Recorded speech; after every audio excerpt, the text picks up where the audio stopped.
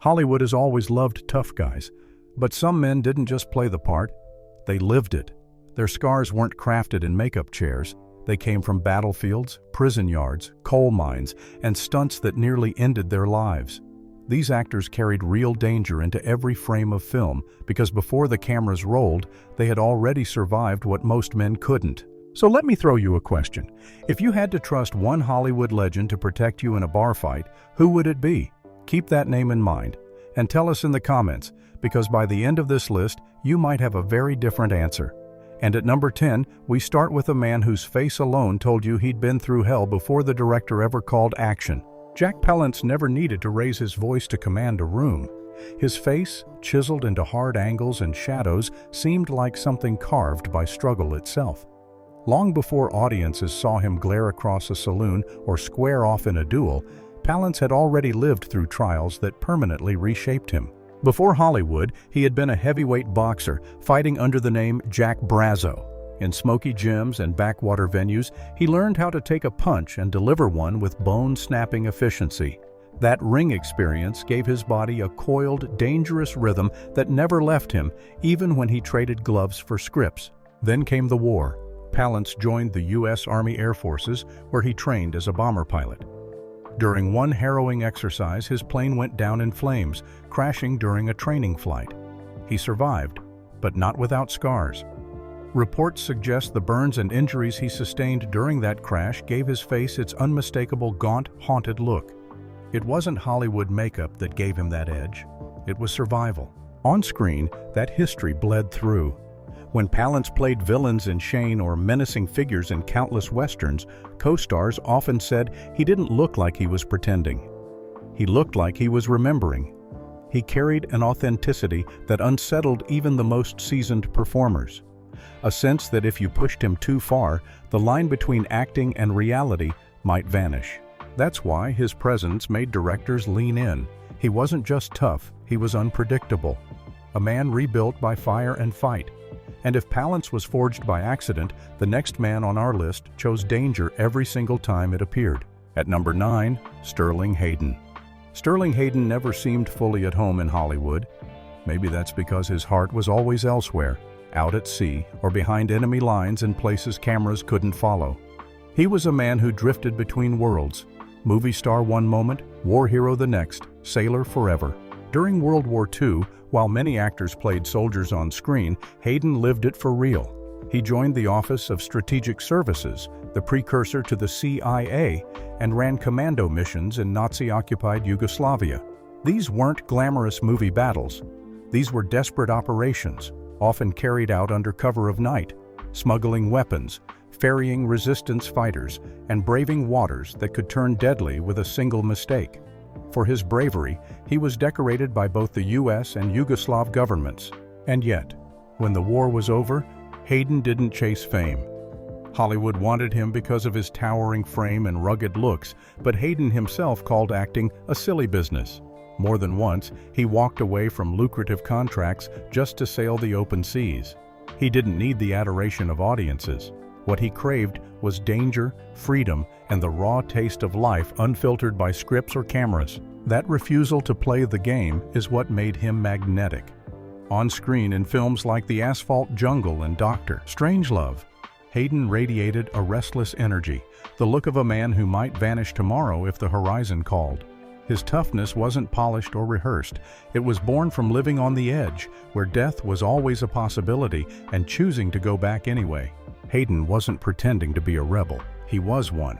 But while Hayden ran from Hollywood, the next man leapt toward every danger it could offer and performed feats that belonged in a circus before he ever wore a costume on screen.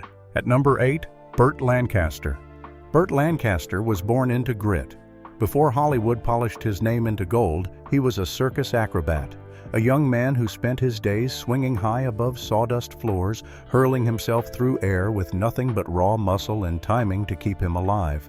No safety harness, no net, no second take, just strength, balance, and absolute trust in his own body. That foundation gave him something most actors could never fake: athletic toughness.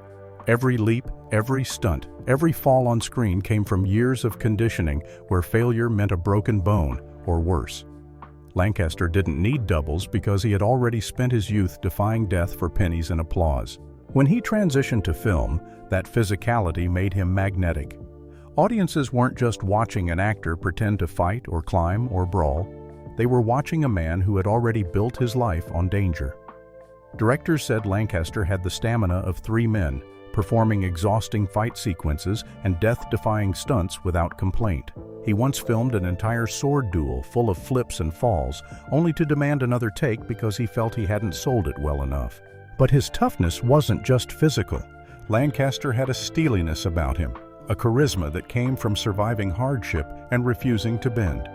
His co-stars often said you couldn't look away from him, not because he was handsome, though he was, but because you knew he meant every word, every gesture, every glare. Long before he was a star, he was flying on trapezes without a net. And even as Hollywood embraced him, Lancaster carried that daredevil energy into every role, leaving behind a legacy of grit wrapped in charm. Yet even Lancaster admitted he had never lived the kind of drifting, dangerous life that the next man did. A man who seemed to walk straight out of a chain gang and into Hollywood. At number 7, Robert Mitchum. Robert Mitchum didn't need to shout to seem dangerous. He had the look of a man who'd already seen too much and carried it all behind heavy-lidded eyes. His broken nose wasn't a studio invention. His calm, almost lazy swagger wasn't a character choice. It was Robert Mitchum, distilled by hardship. As a teenager during the Great Depression, Mitchum rode the rails as a drifter. He slept under bridges, took whatever brutal work he could find, digging ditches, shoveling coal, working in mines. For a time, he even boxed under fake names, fighting in grimy backroom matches for food money. Then came the chain gang. At just 16, Mitchum was arrested for vagrancy in Georgia and sentenced to hard labor. That brief but brutal time, breaking rocks in the southern heat, chained alongside criminals twice his age, left its mark.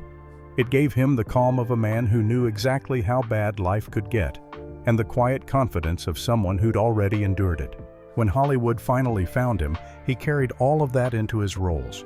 Mitchum didn't act like a man who'd been in fights. He moved like one. Directors noticed his punches landed differently on camera, sharp and efficient, the way real fighters struck. Co-stars said standing across from him in violent scenes was unsettling because you couldn't tell where the performance ended. Even his scandals only added to the legend. In 1948, when he was arrested for marijuana possession, a career-ending scandal at the time, Mitchum didn't grovel. He shrugged, did his 60 days behind bars, and walked out more popular than before. Hollywood couldn't break him because he'd already lived through worse. At number 6, Charles Bronson. Charles Bronson's silence was his weapon. When he walked on set, he didn't need to say much. His weathered face and steel-eyed stare told you everything, that this was a man who had already fought battles long before the cameras rolled. Born Charles Bronson, he was one of 15 children in a Pennsylvania coal mining family. Poverty wasn't just something he knew. It defined every breath of his childhood. At 10 years old, while other kids played ball in schoolyards, Bronson was already working underground, hundreds of feet below the earth, covered in soot, inhaling coal dust, and hauling loads that bent grown men's backs. The mines carved him, hardening his body and his soul. World War II gave him his next trial by fire. Bronson enlisted and became a B-29 aerial gunner, flying dangerous bombing runs over Japan. Perched in the tail of those planes, he faced anti-aircraft fire, enemy fighters, and the constant knowledge that one hit could mean fiery death. He was wounded in combat and awarded the Purple Heart. But more than the medal, it was the calm he carried back with him that made him different. Those who served with him said he never panicked, never flinched. He was the kind of man you wanted in the foxhole beside you. When Hollywood came calling, Bronson wasn't interested in fame. He wanted work. And when directors put him in front of the camera, they quickly realized his toughness wasn't an act. His punches looked real because they were real. His movements carried the economy of a man who'd been in actual fights and knew how to hurt someone quickly. Co-stars often remarked on his physical power. Jan Michael Vincent once said, "When he grabbed my shirt for a scene, I could feel the strength in his hands." He wasn't pretending. That was the grip of a man who'd broken his body in mines and hardened it in war. Even death threats couldn't shake him. After Death Wish, the Mafia allegedly sent warnings his way. The studio panicked, offering him bodyguards. Bronson just shrugged. "I've lived too long," he reportedly said. "I've seen too much to worry about people like that." Bronson didn't project toughness. He embodied it. Forged in coal dust, tempered in war, and carried with him into every frame of film. And yet, as iconic as Bronson was, toughness doesn't get more legendary than the man who became America's cowboy symbol. A towering figure whose grit carried him through pain that would have ended most careers. At number 5, John Wayne. John Wayne wasn't born the Duke. He earned it the hard way. Long before Hollywood crowned him the symbol of rugged American masculinity, Wayne, born Marion Morrison, grew up in the lean, unforgiving landscapes of early 20th century America, where strength and work ethic weren't optional. He earned a football scholarship to USC, not on privilege, but on raw, physical power. And when he found his way into Hollywood, it wasn't through red carpets or studio contracts. He started as a prop man, hauling heavy equipment, building sets, and doing the kind of back-breaking labor that made him indispensable. His toughness quickly became legendary. Wayne wasn't just playing cowboys or soldiers. He lived with the same stubborn grit. On set, he performed many of his own stunts well into middle age. During the filming of The Alamo, he cracked several ribs falling from a horse. Instead of shutting down production, Wayne had his torso wrapped, swallowed the pain, and kept working. Crew members said he worked 14-hour days in blistering desert heat, while others collapsed with exhaustion. Wayne never complained. He just showed up the next day and did it again. Then came his greatest battle, cancer. In 1964, doctors removed one of his lungs and several ribs. For most actors, that would have been the end. Not Wayne. Just months later, he was back in front of cameras performing stunts in The Sons of Katie Elder as if nothing had happened. When director Henry Hathaway tried to insist on a stunt double, Wayne stared him down and said, "Either I do my own stunts or you get someone else." That was the end of the argument, and the risks didn't stop there. In The Conqueror, filmed downwind from nuclear test sites in Utah, Wayne and the cast were exposed to radioactive fallout. Of the 220 people involved, nearly half would later develop cancer. Wayne himself would eventually die of stomach cancer, almost certainly tied to that shoot. But he never slowed down, never admitted fear, never backed away from the work. Even his political enemies admitted his physical courage was unmatched. Kirk Douglas, who disagreed with Wayne on almost everything, once said, "Disagree with his views all you want, but don't question the man's toughness. I've seen him work through conditions that would send most men to the hospital." John Wayne wasn't acting when he played the unbreakable cowboy or soldier.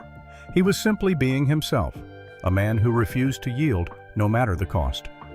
But where Wayne carried toughness into old age, the next man was born reckless and never stopped chasing danger, no matter the risk. At number 4, Steve McQueen.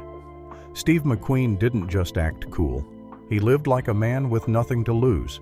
His recklessness wasn't a performance. It was his survival mechanism, forged from a childhood where the world seemed determined to break him. Abandoned by his father and shuffled through abusive homes, McQueen was drifting by the time most kids were still in school. Reform schools tried to tame him, but he only grew wilder. At 14, he ran away, living by his fists and his nerve. That edge carried into his military years when he joined the Marines.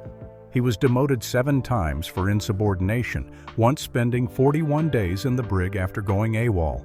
Yet when disaster struck, his courage emerged. During an Arctic exercise, McQueen saved 5 Marines trapped in a sinking tank, diving into freezing water and pulling them out one by one. That mix of rebellion and reliability defined his Hollywood career. Directors feared his need for danger. McQueen insisted on doing nearly all of his own stunts, and not the safe ones. On The Great Escape, the famous motorcycle chase is burned into cinema history because McQueen wouldn't let anyone else ride for him. The only stunt he was stopped from doing, the towering fence jump, was blocked by insurance companies, not by his own hesitation. On the sand pebbles, he nearly drowned in a raging river. On the towering inferno, he performed fire stunts so dangerous that even veteran stuntmen balked. And danger wasn't just on set. Racing was his obsession.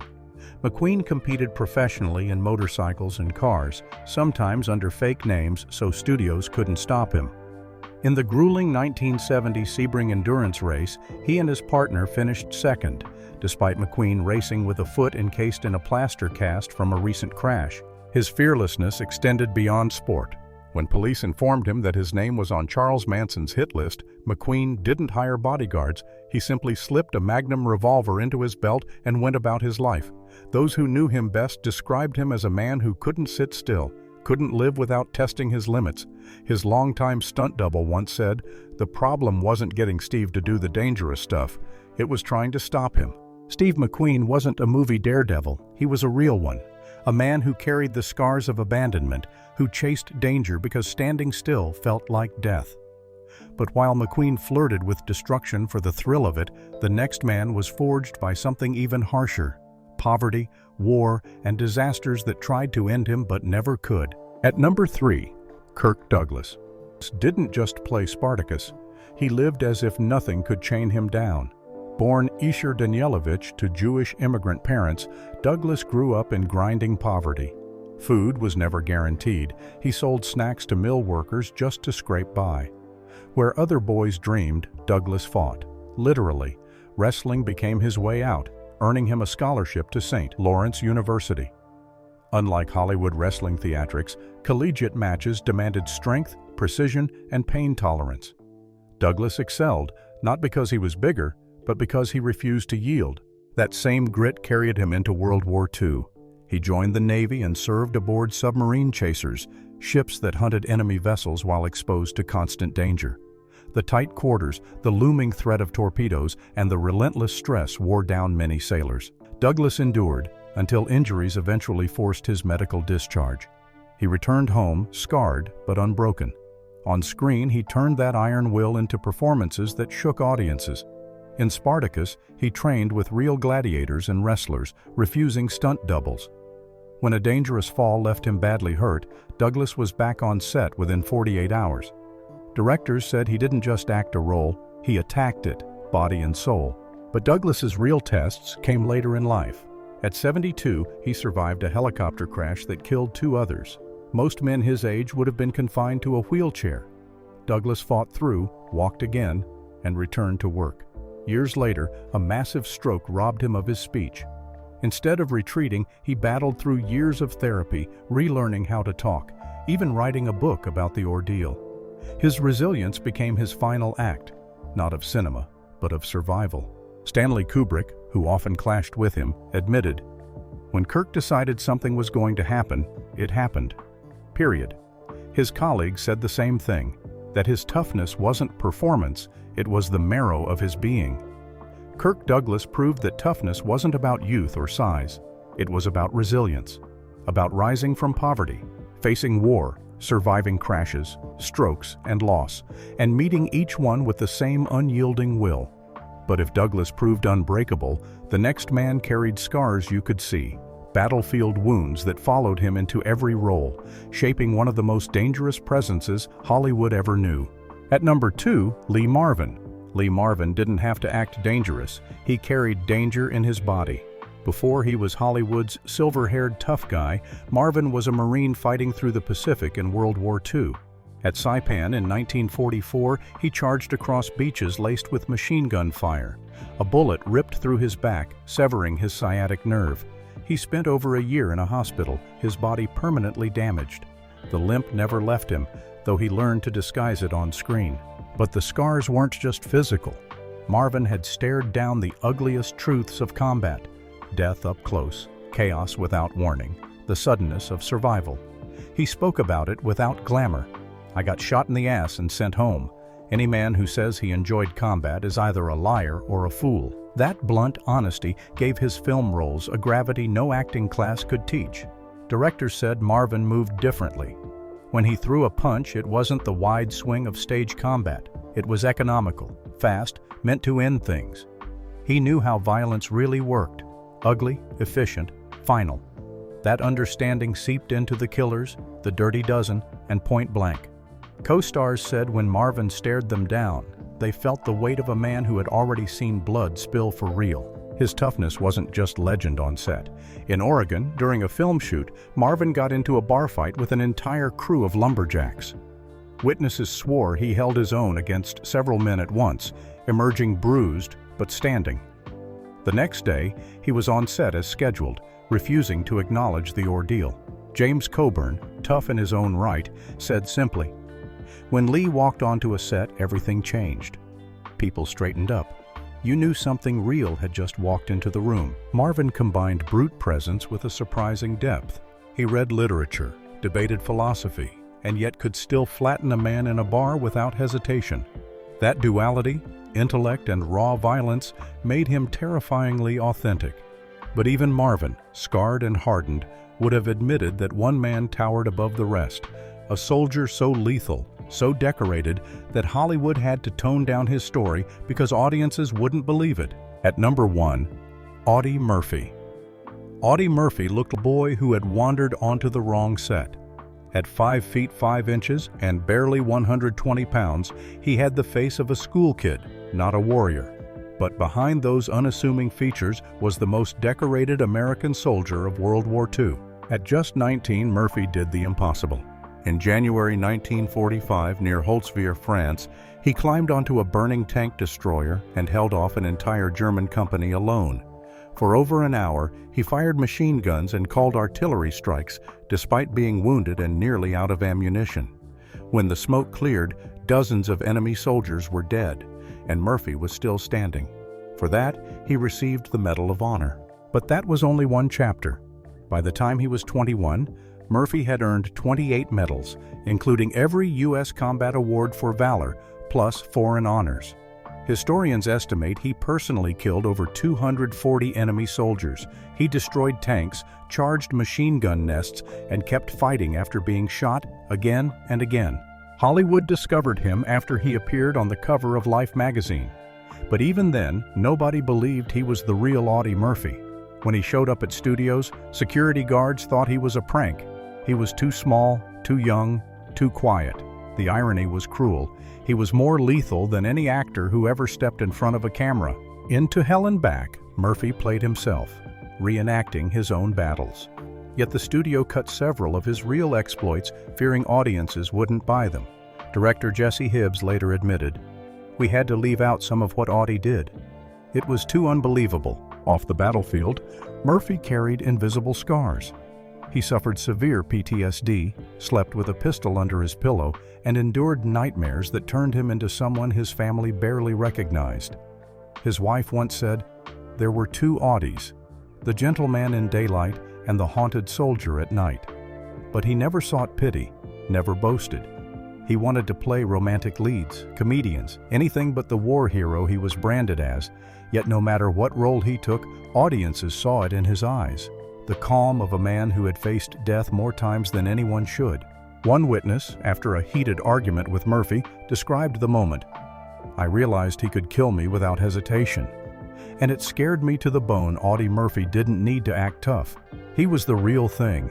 Hollywood has had many legends, but none as chillingly authentic as the boyish soldier who became the deadliest man to ever hold a script. Hollywood has always celebrated toughness, but these men proved it wasn't about swagger or carefully staged fights. It was about scars, earned in war, in mines, in prisons, in streets, in flames. They carried danger into every role because they had lived it first. In an industry built on illusion, they gave us something rarer, truth. And that's why, decades later, their toughness doesn't feel like myth.